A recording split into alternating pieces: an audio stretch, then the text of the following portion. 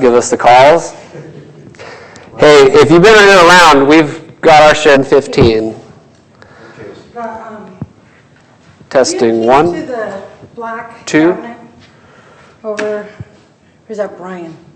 Audio. I don't have keys for. I just have for the control room. Yeah, no, I know that. Okay. Okay.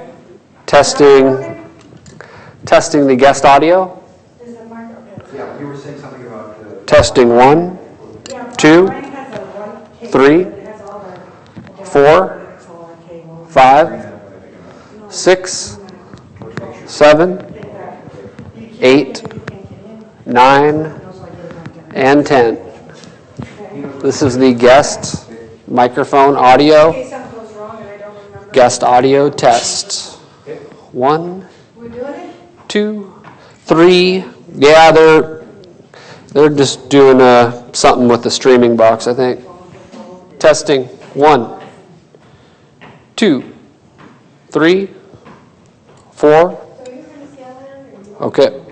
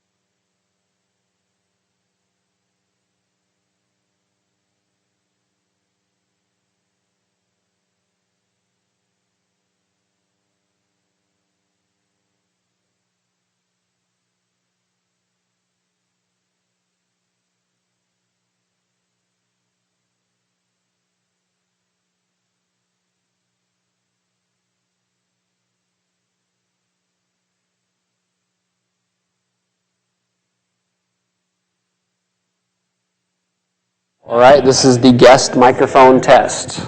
Testing the guest microphone. Testing 1, 2, 3, 4, 5, 6. We've got it in the room. 7, 8. This is the guest microphone test. Testing 1, 2, 3. I'd like to fill you all in on the principles of computer science. The 21st century. Testing 1, 2, 3. I know. I can see how they're all doing very well in their interview. Yeah. Like you're really, excited about what they're doing. 1, 2, 3. Shotgun. Hello. Hey, I got a question too. Test.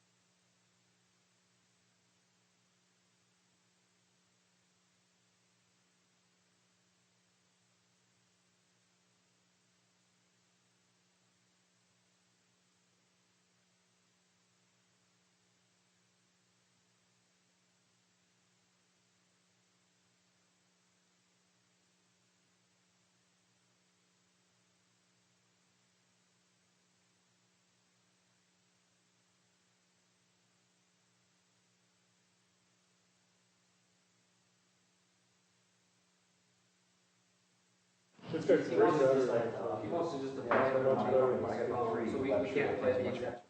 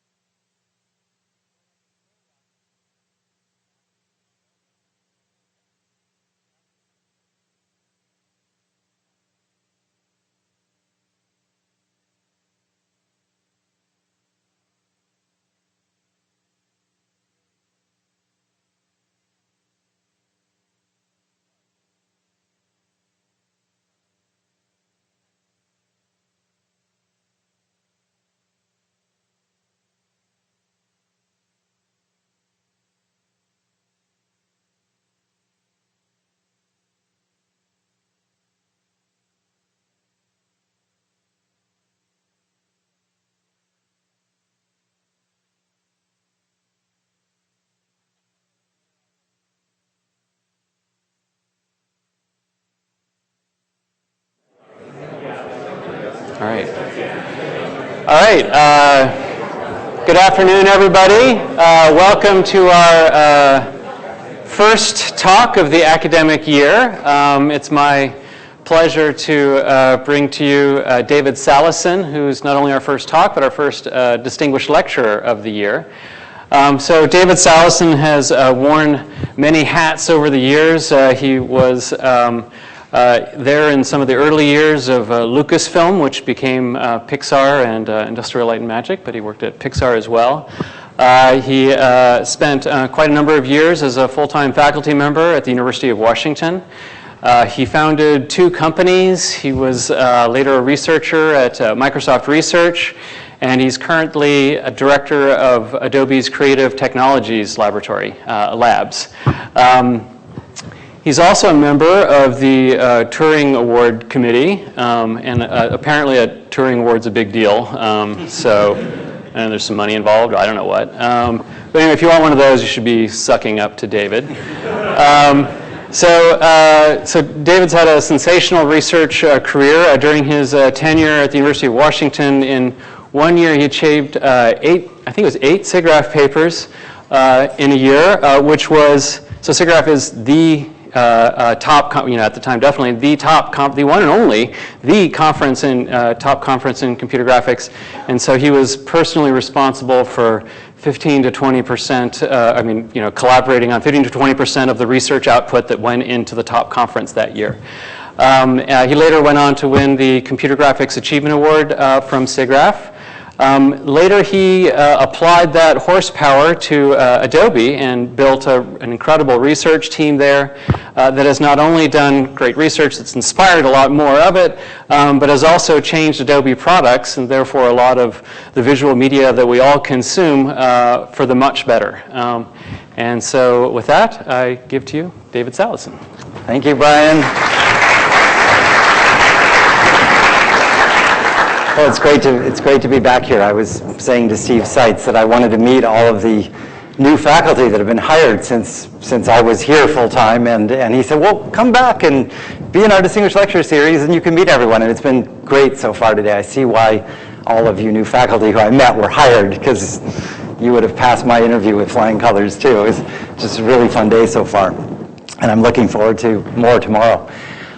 So what I thought I'd do today is give you kind of 2 talks in one. The first talk will be longer, the first 2/3, 3/4, some observations on doing research, and from my own experience, which is now a little bit old. All of the results that you're going to see, disclaimer, are old, but hopefully the observations are timeless. We'll see. And then second, some observations on creating Sublime user experiences, which is based on a more recent interest of mine. So for this first talk is going to be on research and wizardry, and the reason I entitled it that is because you'll see that everything you need to know about how to do research is really in the Wizard of Oz, and you'll see that in a moment.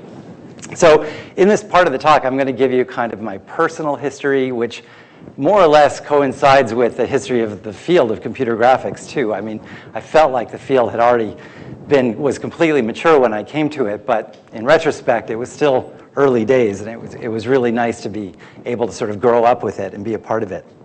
So for a long time, the history of computer graphics really is the story of a quest for visual realism. And it sort of begins a little before my time with Jim Blinn and Martin Newell, who modeled Martin Newell's wife's teapot, and were able to get beautiful reflections and so on. But I think I do want to point out to you that early work, there were these jaggies. You can see the little staircasing effects along the sides, and I'll mention that again later.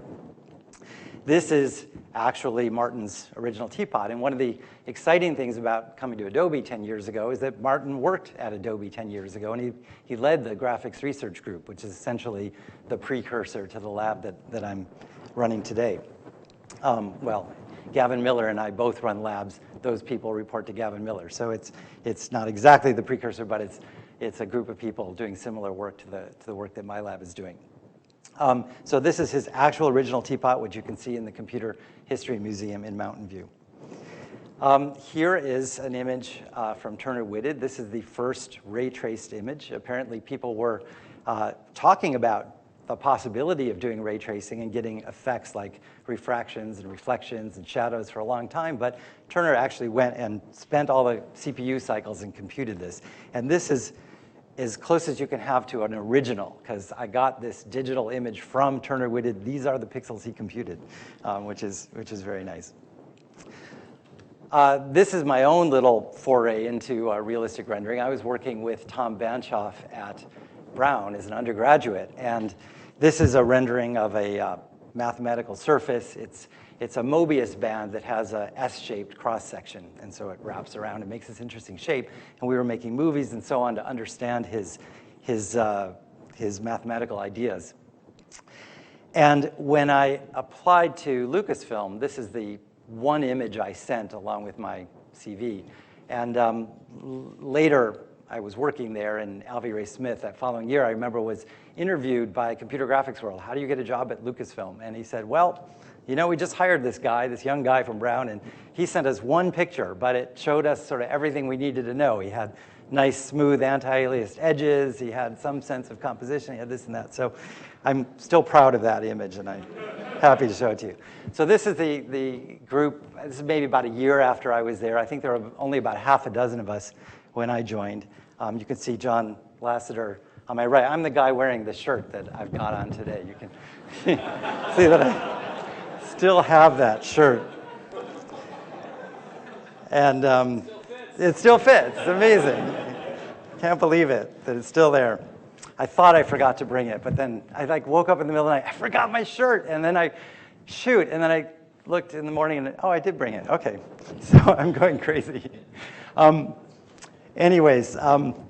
So when I came to Lucasfilm, this is one of the first things I got to work on. They were already putting some of the finishing touches on this. This was like the most realistic thing that had been done to date. And it had Alvy's fractal plants, and it had Lauren Carpenter's fractal mountains, and it had this nice pavement texture. And it was called the Road to Point Reyes. Actually, Point Reyes is a place, of course, in California. And it's also was the name of the renderer, which stood for Renders Everything You Ever Saw. So there's a little bit of a play on words. And I came and I wanted to contribute somehow. And I said, well, how about I put some ripples in those puddles? And they said, great, do it. And so I figured out how to put some ripples in the puddles. And that was my contribution to this image. Once I was there, we hired John Lasseter after that. And we decided to try to make an animated short. And again, we were trying to push the limits of realism, and we actually took like long hikes together in the woods and sort of pointed out, all the grasses and the rocks and the leaves and what was it going to take, how many polygons would we need, and so on in order to create something really real.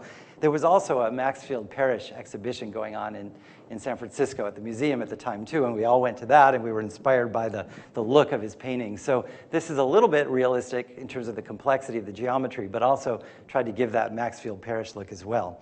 And we showed this at SIGGRAPH in 1984.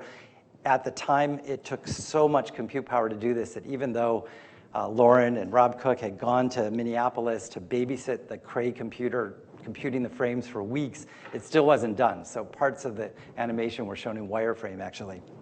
That's how long it took to compute.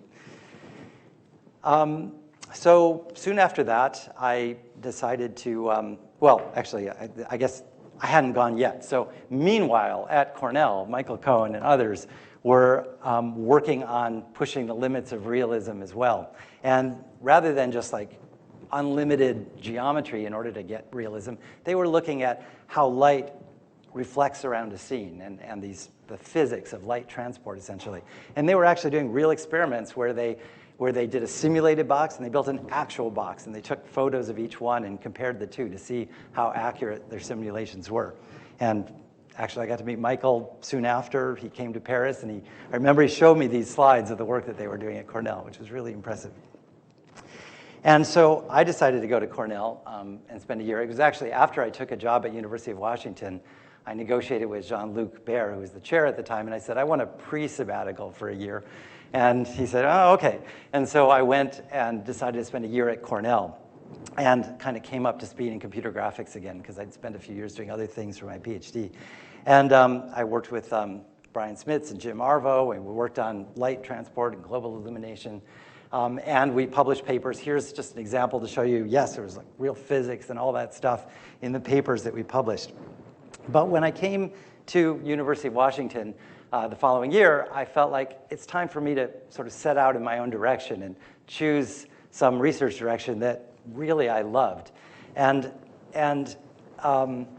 I could do the physics, I could do the math, but it wasn't really in my heart. And I felt like I should try to figure out what's my special secret superpower, the thing that kind of makes me special, more different from all the other computer graphics researchers out there. And I felt that actually for me, it was thinking about art. I had taken lots of art classes throughout undergraduate, throughout graduate school. I'd spent like the majority of my time at Stanford in the printmaking studio instead of, behind the computer. And I thought maybe I can bring some of that to computer graphics. So my first observation for you grad students is that when you're choosing your research area, think about, what are your special talents? What's the thing that really drives you and makes you different? And maybe try to choose something that takes advantage of that. Or even if you're not doing that during your PhD, during the next phase of your career might be a good time to think about that. So when I started thinking about it, I realized that, well, actually, illustrations have a lot of advantages over photorealism. This might be an interesting area to explore. For instance, they're much better at omitting extraneous detail. So if you look at David Macaulay's book on the way things work, he doesn't show realistic gears. He shows these sort of like watercolor and ink illustrations, and you can put diagrammatic elements like arrows and so on them and understand clearly the mechanism. They're good at focusing attention. So your eye just naturally goes to this upper part of this illustration where more detail has been added. You don't need a big red arrow or a big circle to say, look at this part over here. So they're nice for that reason. They're great for clarifying and simplifying shapes. And anytime you have a medical atlas, it's going to show you an illustration along with it so that you can really understand the structure and what's going on. They're good at exposing parts that are hidden. So around this time, I was shopping for a car, and I picked up the brochure and for a Honda, and it shows this shock absorber thing in the chassis, and you can see how it relates to the chassis around it in a really nice, elegant way. You don't have to have a cutaway view necessarily or something to do it.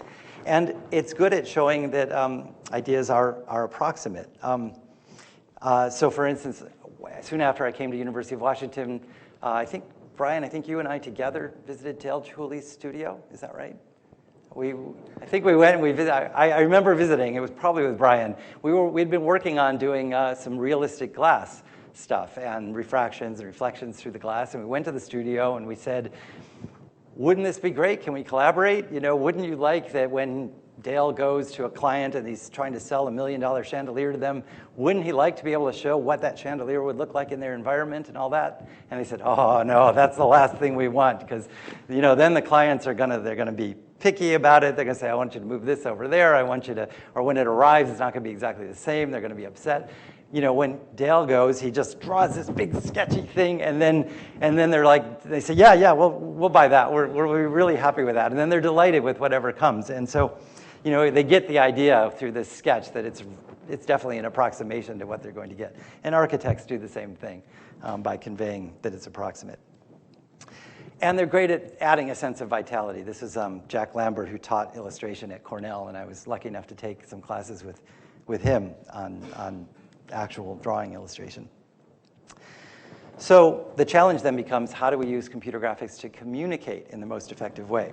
And so some of the early work that I did here at University of Washington was with some graduate students here, obviously, George Winkenbach in this case. We looked at pen and ink illustration. That was a good place to start because at the time we couldn't afford color printers.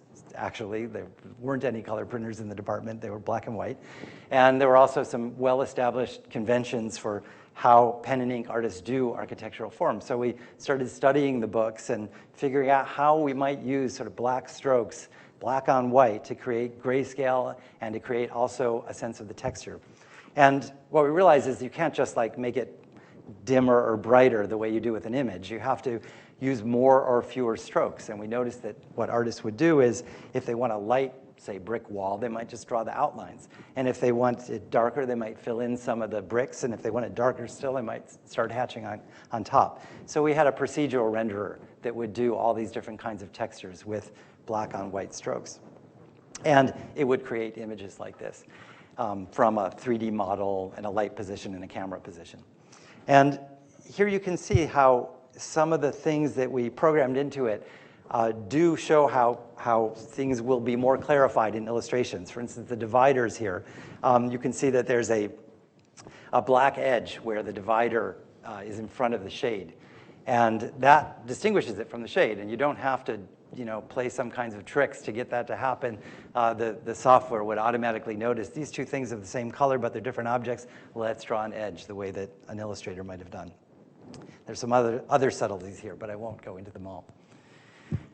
Later, the next natural thing seemed like, let's do watercolor so that we can eventually do watercolor and ink illustrations too. And so we read lots of books on what are the effects that watercolor artists care about. We even went to Daniel Smith here in Seattle, which fabricates watercolor inks, like high-end professional watercolors, and we talked to the chemists about how they make the inks and so on. And then we used Navier-Stokes' simulation of shallow water layers. We worked with people in the applied math department and simulated all these same kinds of watercolor effects. One of the effects is this last one on the right, which is the effect of glazing, and that's something that I guess good watercolors do, according to those chemists at Daniel Smith, that bad watercolors don't do. You can put down the watercolor and let it dry, and then you can put down another layer without it picking up the first layer. And so watercolor artists will often use that to get a kind of nice translucency effect. So then we worked on doing automatic watercolor illustration. You can start with an image, and the computer can iteratively apply either water to make it more light or pigment to make it darker, and it will try to achieve various sort of color separations, and those things on top of each other would be separate glazes, and together they form the watercolor image. So here's a video of that as it progresses, creating that watercolor image completely automatically with a computer doing a wet-in-wet simulation, adding water, adding pigment, adding water, adding pigment, until it essentially converges. And this is a low resolution video, but here's the higher resolution result is here. So after a number of years of doing this kind of work, well, maybe what I should say, well, when should I say what? I don't know. After a number of years of doing this work, it started to be a thing. Like there were whole sessions at SIGGRAPH that were on non-photorealistic rendering. There was even a conference that I helped start called NPAR, which was on non-photorealistic animation and rendering. And there were lots of people doing all kinds of effects, pastels and stained glass and all sorts of things.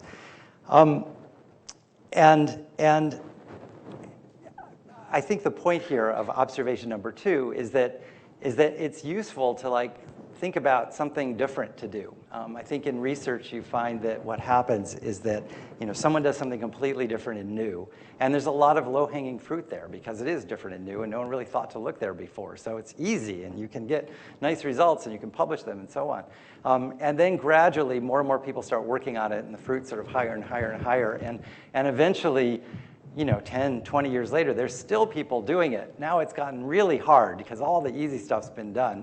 And it's not even that exciting anymore, in a way, from a research perspective. And so what I want to encourage all of you to do as grad students is think about leaving the mainstream and doing new things that are different from anything anyone in your field has done before. And you may get some resistance to that. I remember, suggesting to my students that we publish, X or Y or Z in SIGGRAPH, and they'd say, but SIGGRAPH has never published anything like that before. Why would we be able to publish that there? And I'd say, well, let's try. I mean, where else would you publish it? It seems like the right place to me. And so I think it's a good way to go. Don't get caught in the sort of research eddies. Keep going. Try out new things. So after all these years, as I said, a lot of people are doing this kind of non-photorealistic illustration, and I was thinking, this is really a lot of work, having to study what the artists do and encode them all in rules and write all this hard code to do it. I wonder if we could just reason by analogy. And I had an intern at Microsoft Research at this time, Aaron Hertzman, and I said, let's try thinking about if we could do things by analogy. So for instance, if you had this photorealistic image A, and you have the watercolor illustration A prime that corresponds to it, doesn't matter how it was created. Maybe it was created by hand, or who knows. And then someone gives you a new image B. Is there some way you could synthesize the new B prime just by analogy from the first pair?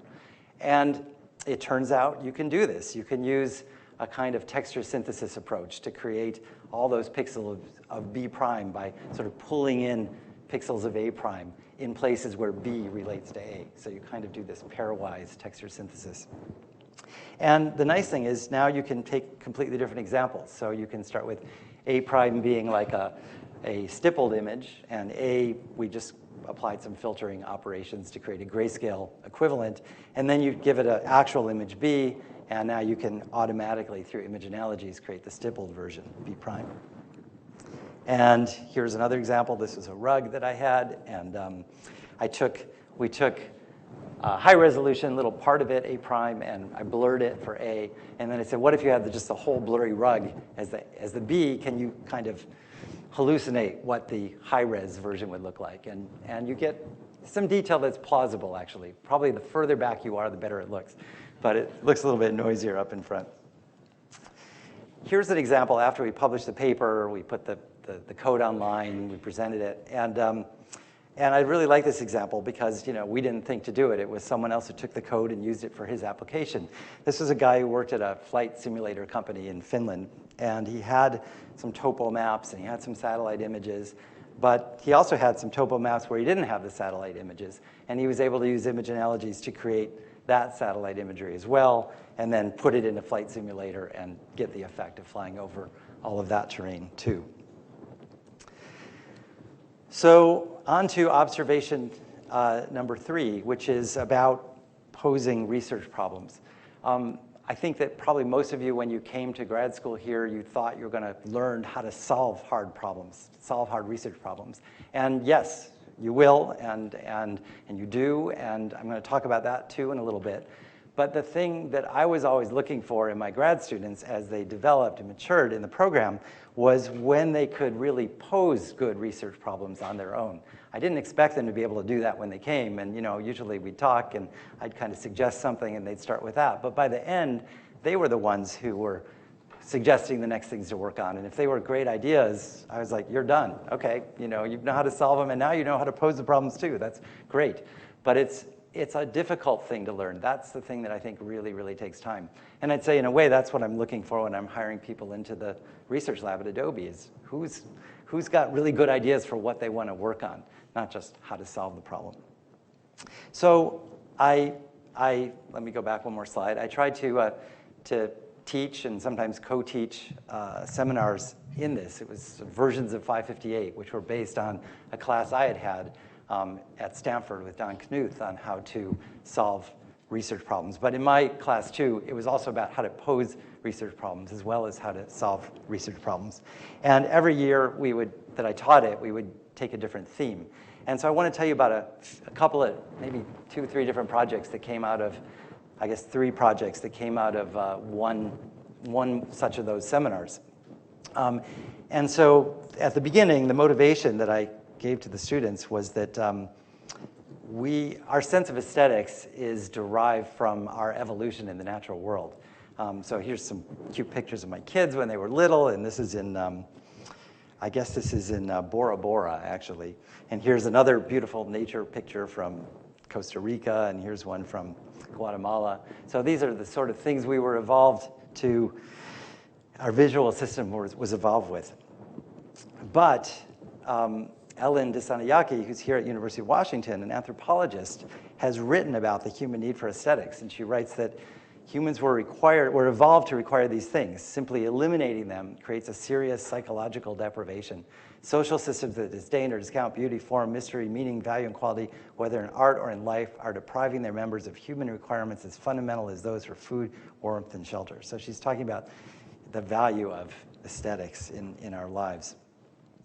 Well, what's been happening over the years is that more and more of the human population is moving into urban areas. And we, not that long ago, crossed a threshold where now more humans live in cities than in urban environments. And that trend is just continuing to rise. And so here's an example of an urban environment, not a natural environment. Does anyone know what city? Anyone recognize? This is Tokyo. Sorry, did someone just say Tokyo? Tokyo, good. Yes, this is Tokyo. So a lot of what we see are man-made forms here. And in fact, Bill Mitchell, who was the dean of architecture at MIT, told me that he could recognize which software tool was used when he sees a building. He knows what tool was used to design it.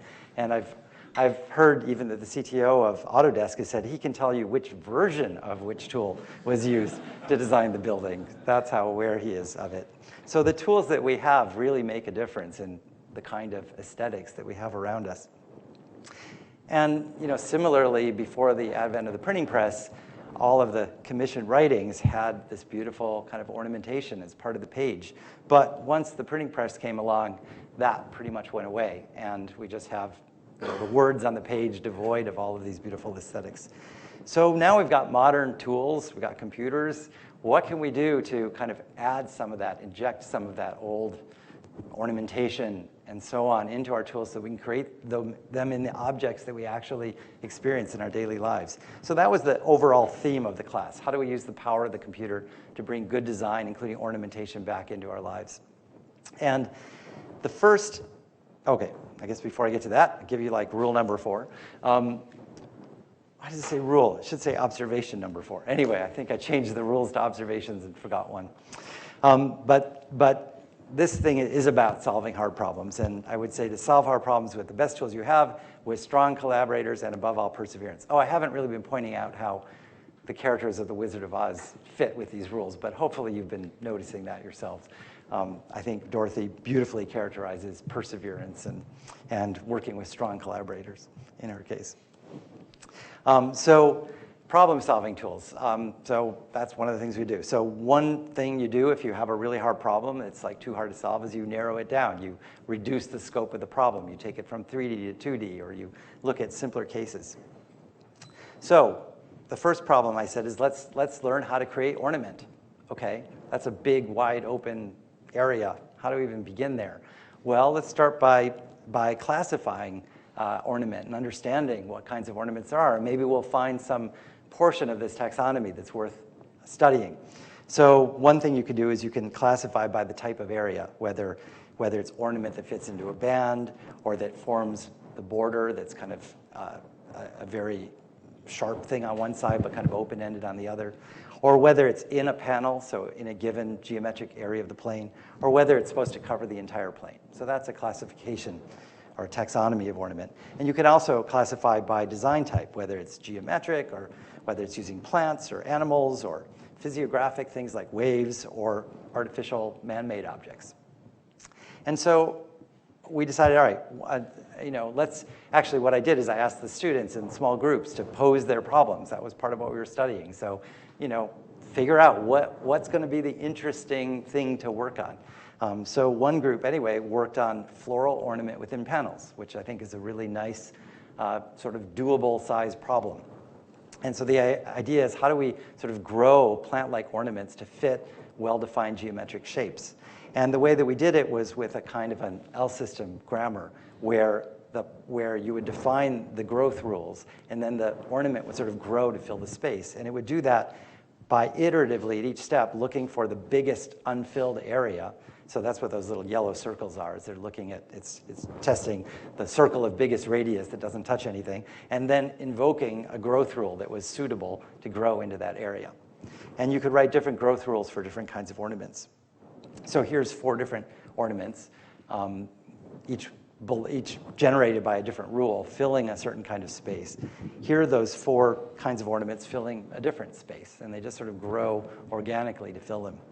And here's the paper that we ultimately published, where we were able to work around it. Actually, I guess I should give a shout out to Stephen Spencer if he's here, because he was the ACM digital publication chair or whatever at the time, and I think normally there's a copyright on the first page, which we could have grown around, but it wouldn't have been as pretty. So we got him to agree to let us move the copyright notice to the second page, so it would be a prettier ornament around the first page.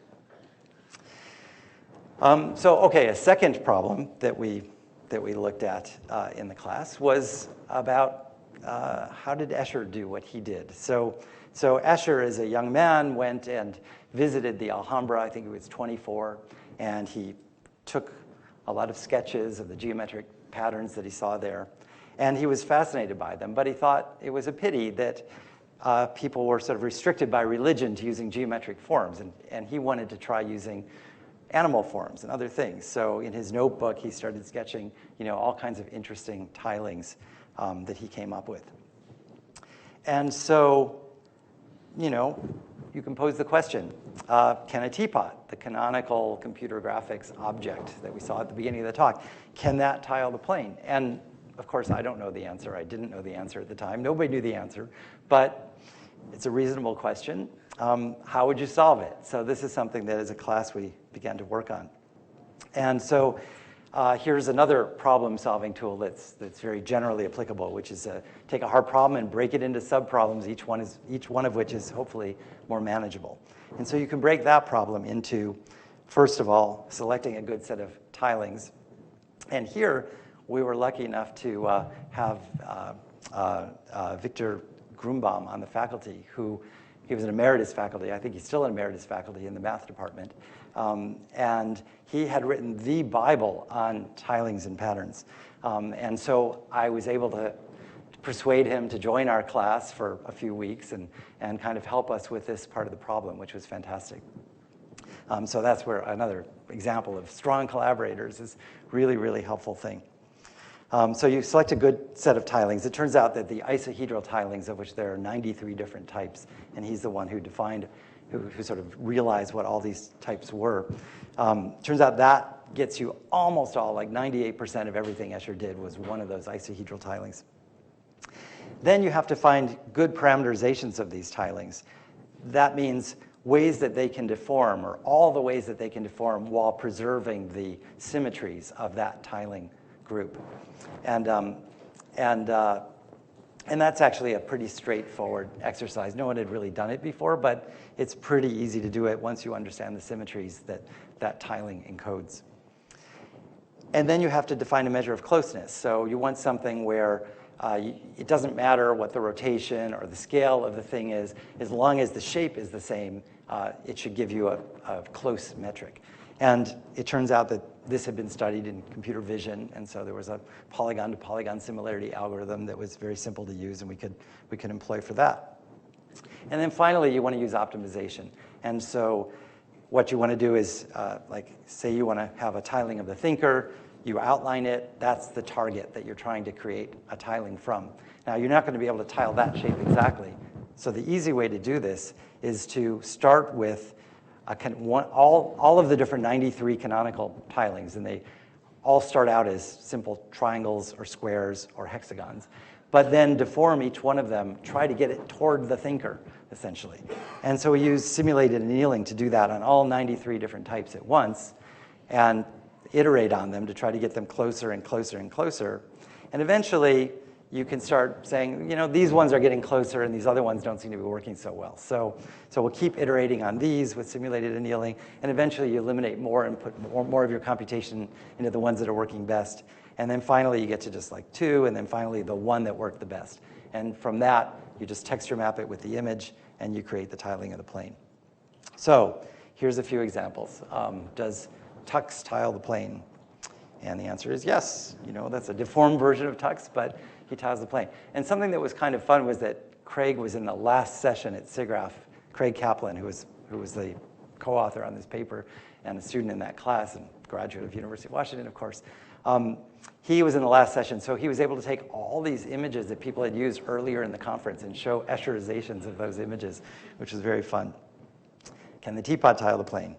Yes, there's the teapot tiling the plane, or a close approximation of it. So what about Escher? Well, yeah, Escher. Escher's self-portrait tiles the plane too, as it turns out. So going back now to his earlier work at the Alhambra, another project that we began looking at in the same seminar was how to create Islamic star patterns. And these can be found all over the Islamic world. They're just gorgeous. But nobody really knows how they were designed. It was a secret that was passed from master to apprentice and eventually died out. So the idea was, well, can we build a design system using sort of modern ideas, modern mathematical ideas of tilings and patterns and so on, so that we can create a design system where someone could come up with their own patterns along these lines. And it turns out that you can. It turns out that if you start out with a set of tilings called the Archimedean tilings, and you basically run a kind of algorithm that builds a scaffolding over them, and there's some parameters there that you can adjust, and however you adjust them, it kind of looks nice. You can build these kinds of Islamic star patterns. And so here's a couple of examples of them. Now, this is work that was very frustrating because we submitted it to SIGGRAPH one year and it was rejected. And so we said, okay, that's a great opportunity to add even more stuff and do it even better, and we'll resubmit the next year. And we did it the next year and it was rejected, and then, it's not always easy.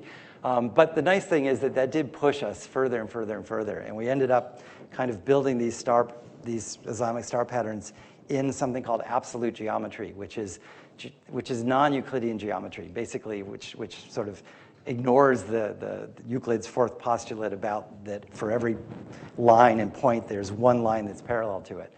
And if you don't assume that, you get something called absolute geometry, where it encompasses things on the sphere or the hyperbolic plane as well. And so these same designs, because we wrote it in such a way, there we go, also work on the sphere, and they also work on the hyperbolic plane. That's a Poincaré projection of the hyperbolic plane. Here's another example of the same pattern over the sphere and over the hyperbolic plane. So we eventually did get it published in TOG, in Transactions on Graphics, where by that time it had become a big, long paper with lots of mathematics, and so it was a more appropriate venue for it anyway. So a nice thing is that this came full circle into the real world. Nathan Myhrvold, who probably a lot of you know of, he had been the CTO of Microsoft. I think he started Microsoft Research, and he was retired or semi-retired, or hadn't yet started intellectual ventures, and he was building a big, beautiful house somewhere. I haven't been to it, but maybe some of you have. I don't know.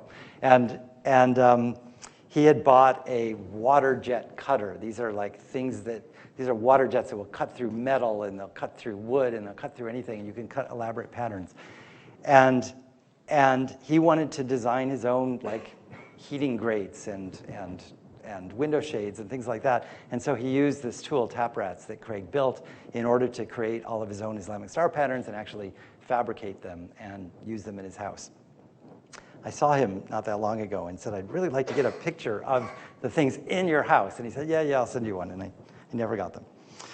So the last thing I want to mention about this part of the talk is the final observation is to embrace hard problems. It's like we all want to avoid hard problems in our life, right? But when you do a PhD, you can't get a PhD without finding a hard problem and solving it. Like, if you just work on easy problems, you're not going to get the PhD. And I think it's a lesson for life as well, that hard problems are going to find us anyway. Rather than running away from them or trying to avoid them, it's better to really embrace them and take them head on and figure out how you're going to solve them and surmount them, in a sense. Okay, so now we get to part 2. So I mentioned that this relates to the first part in one sense, which is I said you should follow your heart. Figure out where your heart is going, do that. Well, my heart has followed tango for the last 7 years, actually. Is Zoran here? I don't know if Zoran's here, but he was always dancing tango when I was here in the department, and I would go to parties at his house and meet other tango dancers. I was always curious about it. And finally, I guess about 7 years ago, I started it, and I've completely fallen in love with it. And I think there may be some lessons from tango that could help us design better user experiences. So this is a kind of a HCI part of the talk. But first, I want to show you this New Yorker cartoon that seems relevant somehow. This guy says, I swear if someone told me 10 years ago I'd be sitting naked on a tree limb talking to a can of peaches and syrup, I'd have said they were crazy. And I sort of feel that way about, if someone told me 10 years ago I'd be up here at a Distinguished Lecture Series talk at UW, CSE, talking about tango, I would have said they were crazy. But anyway, here goes. So when you think of tango, probably you think of this, which is kind of the elaborate show tango that you see if you go to a show in Buenos Aires. Often the dancers are lifted off the floor and, all these dips and all these crazy things. But the experience of dancing tango is much more like this. It's much more of a inwardly focused, concentrated activity. I came to discover that it's not about showing off. It's not about the effect that it appears to have to other people that might be watching. It's actually nothing to do with that at all. It's all about the internal sensations that you create between you and your partner, and your eyes can be closed. Well, for the leader, generally your eyes cannot be closed because you may hit other people or a wall or go off the dock or whatever. But if you had unlimited floor space, then your eyes could be closed too as a leader, because it's all about the inner sensations that you're creating. And when thinking about it, it makes me realize that the mental state that you're creating with tango is one of flow. This is this mental state that people talk about a lot these days. It was invented by, or discovered in some sense, by a guy named Mihi Csikszentmihalyi. Can't say his name that well, but he's been studying this and writing about it and lecturing about it for years. And it's this mental state of being fully immersed in an activity, accompanied by feelings of energized focus, full involvement, and enjoyment in the process of the activity. So it's a single-minded immersion. It's like being in the zone. We all have experienced this at some time or another. It's when time just flies and you don't realize an hour went by or a whole day went by or whatever it is, because you were so engrossed with the activity. And it's considered a very pleasurable sensation. Everybody wants to have it. And it's also been shown that it's associated with optimal performance in sports or in like musical performances, with artistic and scientific creativity, with further development of skills, with a sense of high motivation and intense feelings of enjoyment. And in fact, Adobe, I just noticed like yesterday morning, even seems to be using this new tagline. With Creative Cloud, your creativity just flows and your potential is unleashed. So I mean, it's in the vernacular for sure, this idea of flow. But one cannot force a state of flow or even predict when it's going to happen. It's almost like, trying to force yourself to go to sleep or trying to force yourself to fall in love or something like that. You just can't make it happen. But the question is, can a state of flow be fostered? And that's where I think tango comes in. I think that what I've been learning as a leader in tango is how to create a state of flow for the follower. It may sound sexist, but just for simplicity, I'll talk about me and I'll talk about her as a follower. But men can follow too, women can lead. I enjoy following and I study following too, but just for simplicity in the rest of the talk, we'll use the standard kind of notation of I'll be the leader, a woman, a female pronoun will be the follower. So the role of the leader in tango is to create this state of flow for the follower. So the question is, can our software do this same kind of thing? And I'll say it's not just a weird analogy or metaphor, because the follower, well, that's a human being, that's a person. The user, that's also a human being, that's also a person. So the same kinds of things that work in one thing could very well work in the other domain as well. Oh, I forgot. I was going to play you just a little bit of tango, just so you can have a sense of what that's like. Can you put the sound up? Here's just a little bit.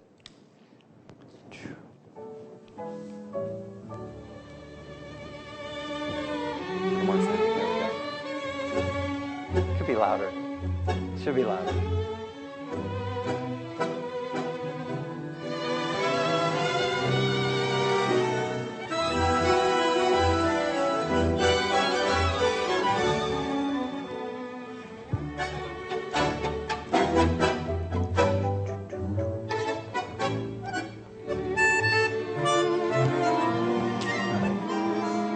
I guess we'll stop about there. Just wanted to give you a sense of some tango music. Hard to choose a single one because so much beautiful music there. Anyway, so what lessons can be applied? Let's go through. So first lesson, never present a jarring moment. So when I was studying tango or beginning to study tango, I was hoping that with every lesson I was going to learn something new, some new cool move that I could do, because out on the dance floor you see all this really cool stuff that people do, and I wanted to do that too. I really wanted to do that cool move and that cool move and that cool move. What did they just do? And what my teacher began to finally get me to realize is that it's not about learning to do more and more fancy moves. What's really important is to learn to not have any bad moments for the follower, to not create any kind of thing that's going to take her out of this trance. So you can do just really simple stuff. If you're doing it well, she'll be in this beautiful trance and she'll be pleased. But if you try to do something complicated and you don't do it well, and she comes out of it, and that happens more than once or twice, like, forget it. She's just never going to dance with you again. It's over. Well, in software, I think the same thing is true. I mean, we think about, in my lab, we think about, what are all the cool, new, exciting features that we can add into the software. But really, more important than that, if you want to put people in the zone, is to think about what's the worst moment that the software gives to the user, and let's improve that. Let's raise the lower bound instead of raise the upper bound of the experience of this software. And for each one, I'm just going to give an example a little bit. I was trying to think of examples. I'm really impressed with the After Effects team at Adobe. One thing they do is they take their new releases and they go to their users and they don't tell them anything. They just say, go ahead, use it. Let's see what you do. And they watch. And anytime the user gets confused or doesn't know or whatever, they write that down. Okay, that's good to know. I keep going, or they might help them through that, but they keep watching and observing, and then they go back and they fix all of those jarring moments, or they try to, or at least the worst ones. So I think they do a really nice job of trying, at least, to address this. A second lesson, adapt to the user's level. I'm going to read you a little bit of a blog post from a woman. Her name is Sally. She went she's British, and she went and lived in Argentina for a while just because she's so immersed in tango, and she writes a blog about it. And so here's from a blog post, and it's a little long, but I've definitely tried to edit it down. She talks about this, the slow reveal. The first time I dance with someone new, this is what seals the deal for me. In short, he knows how to listen to me. He starts simple, and he finds out what I can do. He listens to my body, my degree of relaxation, my level of confidence, my ability, and then he makes me feel like a goddess. As he works out who I am and feels me relax in his arms, he gradually reveals his dance, his ability, his character, his little musical tricks and treats, depending on the music, his mood and mine, and how I respond to every tiny thing he does. He knows there will never be a moment when I don't understand what he asks of me, because he only ever dances what he knows I can handle, and if he is really clever, what he knows I desire. He never allows me to feel that I made a mistake. He is far too wise. So in tango, it's really the leader's responsibility to make the follower look and feel like a gifted dancer. And it's an interesting challenge that you can actually do. You can take someone who's a complete beginner, and hopefully if you're good enough as a leader, and also the reverse is true, but even more difficult, if you're good enough as a follower, making the leaders change. If you're good enough, you can actually have a really wonderful experience, and the woman can look like a gifted dancer as well, even if she's a total beginner. And I've had that experience early on, going to Buenos Aires and dancing with someone and thinking, oh, that was just awful. And then seeing her dancing with a more experienced leader and going, wow, she looks great. And realizing that, it's my inadequacy, really, that I wasn't able to adapt and adjust to her level the way I should have. So in software, rather than presenting a uniform interface to all users, how can we adapt that interface so that the user will always feel proficient and in control? And I was trying to think of an example. I realized probably the best example is computer games of all kinds, where there are levels essentially, and you don't start a computer game at level 10 where you're just going to get blown out of the water or whatever. They start you easy, and it sort of is adapted to your level. And as you graduate, you go to the next level, and it's more challenging. As you graduate, you go to the next level. So how can we bring that kind of a sense of design into other software where it will, again, adapt to your level and hopefully do it automatically, like be able to identify what your level is and give you an appropriate interface at that time? Lesson number 3, respond without fail in real time. So when you're dancing tango, there's so much going on at once. There's the music, There's the dance floor, which might be crowded and constantly shifting where there's space, where there's not space, the way your partner is responding. And everything you do has to be managed instantaneously and gracefully. You don't get a second chance. You can't go back and rehearse or do it again. You can't apologize. It's a performance. It has to be just perfect as it can be all the time.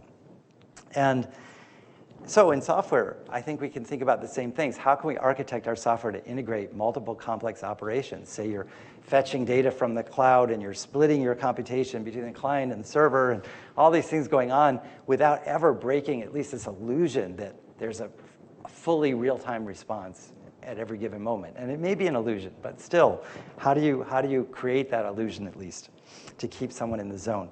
So one example, this is something that we're working on called Portrait Studio. It's an app that we're designing in my group. It's just an experimental thing. But the idea is if you take a photo of yourself, it will start applying professional photographer looks to your portrait. And some of these things are really simple, so it's going to give you a whole variety of different looks. And some of them are easy to compute and can be done right there on the phone where you took the photo and delivered instantaneously. Other things require a lot of data and training, and you have to send the image up to the cloud, and it has to do the computation there, where it can use all that data and then send it back. So the idea, which, like I said, it's still under construction, is that it'll artificially slow down the presentation of the results that were done on the phone. So you see one, and then another, and then another, and then another, and then by the time you've seen all those, now things are starting to come in from the cloud, and you see those coming in as well, but you never get this sense of like, I'm waiting because, there's just this damn, spinning wheel or whatever while I'm waiting for something to come in from the cloud. So I think those kinds of things, in order to mask any waiting and give you something to focus on as a user, is nice. Level 4, create a highly tuned dialogue. So this is, I took a workshop in Seattle early on from a guy named James Friedgen. I think he's moved to, I know he moved to Sweden, and now I think he's in LA or something. But he used to have a school here called the 8-Style School of Tango. And I remember he kept repeating in this sort of Zen-like way, without ever explaining it. He kept repeating, the leader is clearly in control. The follower is actually in control. And he would say this over and over again, and nobody knew what he was talking about. And I'm still not really sure, but I think I can. At least this makes me think of something, which is interesting to tell you about tango, which is that in tango there's a dialogue that's very highly precise and tuned between the leader and the follower. So it's not like the leader just takes a step and expects the follower to stay with him. No, I mean, if you did that, they'd be falling all over the place. It's impossible to, in real time respond to someone else's movement. So what you actually do as a leader is you kind of use a slight pressure change to indicate to the follower that she should take a step, and then you follow with your step. So really the leader is following the follower. And in that sense, she's sort of actually in control. She doesn't have to move. She is not going to move until she wants to move. But when she finally wants to move, if you're a good follower, a good leader, you will then follow her. So in software, how can we create software that participates in a similar dialogue? So all along, and I'm keeping this sort of thing, the leader is like the software, the follower is like the user. So the software would offer options that are apropos at a given time, and then allow the user to actually take control and say, hey, this is what I want. And then the system would then follow through and execute it and deliver whatever the result is, and then offer again, maybe something else that might be apropos. So again, these are hard to come up with examples of where this actually might happen in software, but one example I think is Google Search, where you start typing and it gives you a whole bunch of choices, and usually one of those is actually the thing you wanted pretty soon. You may only type a word or two and it's already got the whole long 5-word query that you were asking for, and that's like offering, oh, did you want this? And you select it, and then it follows through with here's the page, or here's the set of pages. Now, one thing it doesn't do, but maybe it should do, is say, and I bet your next query is going to be this. This is maybe or one of these 5 things might be the next thing you want to ask about. Anyway, how can we think about doing more and more of that in our software? There's 8 of these, so I'm almost through. Lesson 5, model the user's state of mind. So in Tango, the only way that you can create a perfect experience for the follower is to have empathy, to really be inside her mind in a way and experience it from her point of view and understand exactly what it is that she's experiencing. Part of the reason I really enjoy following, well, part of it is just intrinsic enjoyment, but part of it is it really helps me understand leading better, to have done a lot of following too, because I can really be in her mind and understand what it feels like from the other side. And interestingly, I think in tango, when there's really a good connection, she also knows what it feels like for you in your mind, you the leader.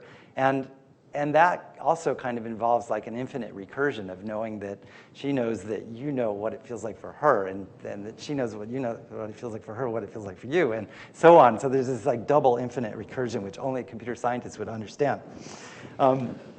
So in software, how do we create software that models the user's state of mind at all times, including the user's own model of what it is that the software might be doing, right? So because the user's got an idea, and if the software has some idea of what the user might be thinking that software is doing, the software can probably do a better job still.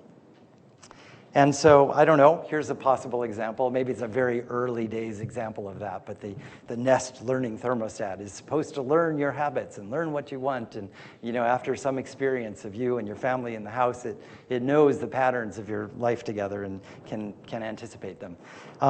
I think probably a better example still like science fiction, like the movie Her or something, where you have a really empathetic OS that you talk to and that really, really understands you and understands your state of mind.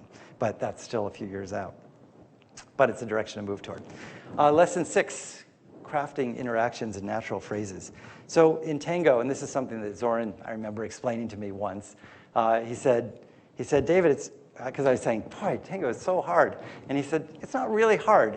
When you think about it, everything's built from 2 simple units. There's basically a step and a pivot, and it's just all boils down to that. Those are like the quarks of tango.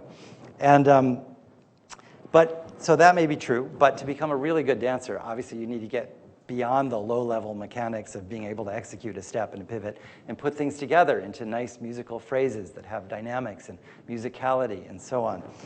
And so in software, first of all, how can we craft interactions in terms of a few simple primitives that will compose in powerful ways?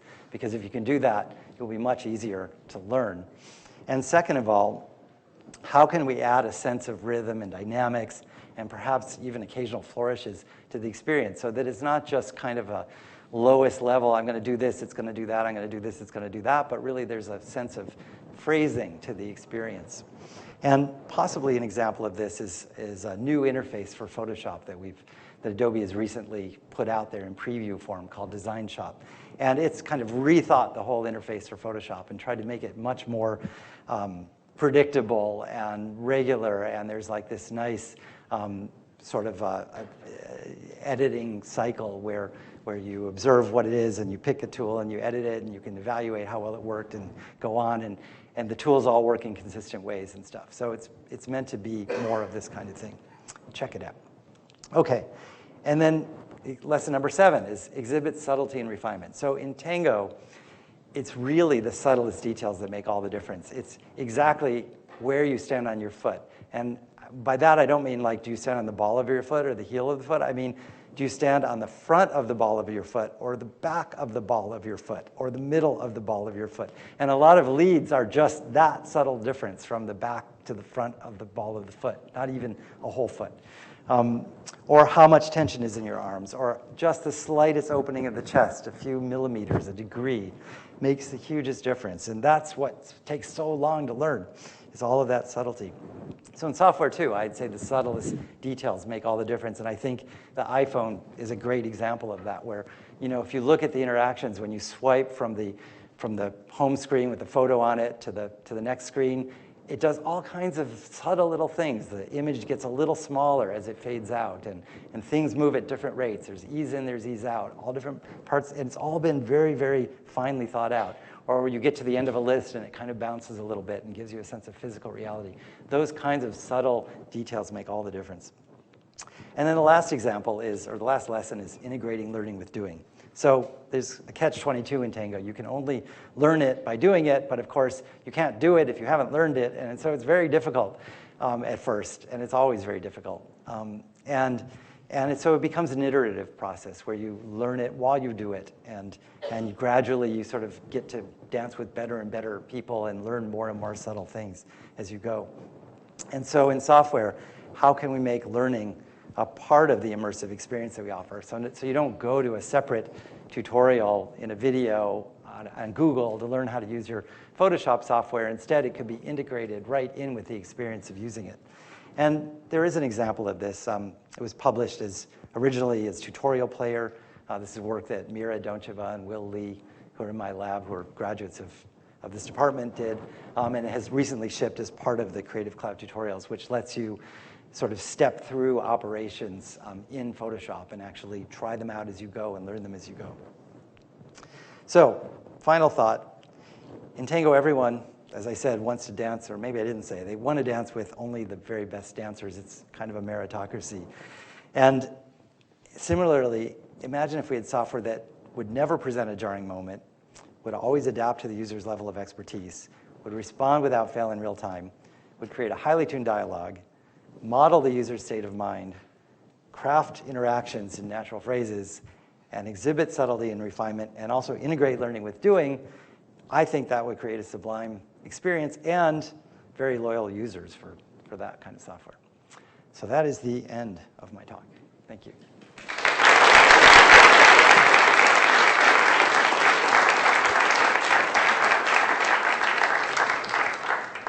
Well, we're a bit over time, but maybe if there are one or two questions we could entertain, or if you would just like to contemplate. We could also just break for the atrium Sure, ask me there. snacks, and you can chat with David there. So, David, thank you again. Thank you.